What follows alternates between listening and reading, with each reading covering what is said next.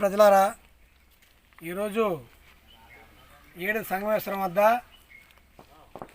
Rice mill జట్టు కార్మిక సంఘం మండపేట ఆలమూరు ఏరియా కడియం కపిలేశ్వరం మండలాల్లో ఉన్నటువంటి ముఖ్యమైన మేస్త్రులందరూ కూడా సమావేశం అవ్వడం జరిగింది.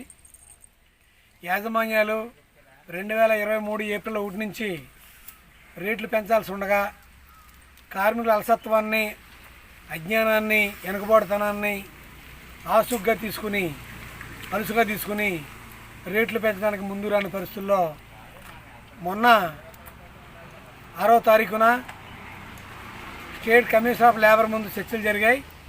ఈ చర్చల్లో కమిషన్ ఆఫ్ లేబర్ వారు ఈ రేట్లు పెరిగిన ధరలకు అనుగుణంగా పెంచడానికి యాజమాన్యాలు ఆలోచించాలని చెప్పారు. అందుకు ఈరోజు మేము యూనియన్గా ఒక నిర్ణయం తీసుకున్నాం. పెరిగిన ధరలకు అనుగుణంగా రేట్లు పెంచాలని 2023 ఏప్రిల్ 1 నుంచి రేట్లు పెరిగేంత వరకు కూడా ఎరియర్స్ ఇవ్వాలని మేము కోరుతా ఉన్నాం.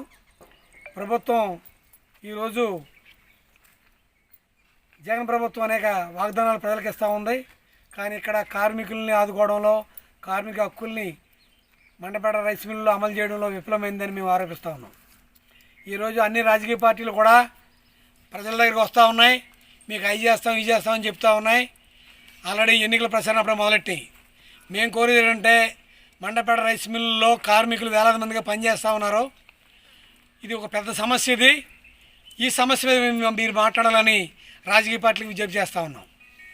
యాజమాన్యాలు కార్మికుల రక్త మాంసాలని, చెమటని దోచుకుంటూ కోట్ల పడలెత్తూ ఉంటే పెరిగిన ధరలతోటి కార్మికుల కుటుంబాలు పూటగడకు సతమతం అవుతూ ఉన్నాయి. అందుకనే ఈ రాజకీయ పార్టీలు మేము చెప్పేది ఏంటంటే, ఈ రోజున రైస్ మిల్ జట్టు కార్మిక సంఘంగా మీరు మా ఉద్యమాన్ని బలపరచాలని, ప్రజాస్వామ్యంగా ఉన్నటువంటి మా ఉద్యమాన్ని మీరు అంతా బలపరచాలని ఈ సందర్భంగా మీకు తెలియజేస్తూ ఉన్నాం. మా రేట్ల కోసం, మాకు న్యాయబద్ధమైన రేట్లు వచ్చేంత వరకు, అగ్రిమెంట్ జరిగే వరకు పోరాడతామని ఈ సందర్భంగా తెలియజేస్తున్నాం. మీరంతా కూడా మాకు మద్దతుగా నిలవని తెలియజేస్తూ, చీకట్ల వెంకటేశ్వరరావు, ఐఎఫ్టియు జిల్లా కార్యదర్శి, రైస్ మిల్ జట్టు కార్మిక సంఘం ప్రధాన కార్యదర్శి. వచ్చిందా?